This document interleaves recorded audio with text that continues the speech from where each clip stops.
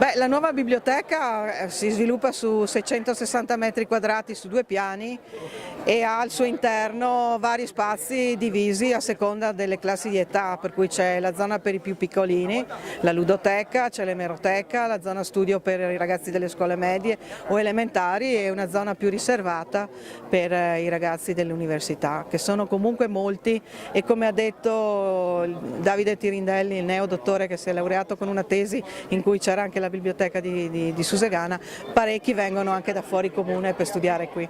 Entrare in questa biblioteca, come ho detto nel mio discorso, è stato piuttosto complicato proprio per la complicazione dell'iter procedurale, perché è un edificio che viene in cambio di un debito tributario e quindi sicuramente è un procedimento molto complicato.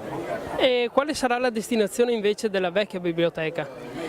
Ma ci stiamo facendo dei ragionamenti, però di fatto pensiamo che possa essere una zona plurifunzionale, servire per convegni, mostre. Questa mattina è stata usata, come ha visto anche lei, per la mostra di burattini, per lo spettacolo di burattini. C'erano tantissimi bambini che si stavano divertendo. C'è un luogo aperto che possa essere intercambiabile.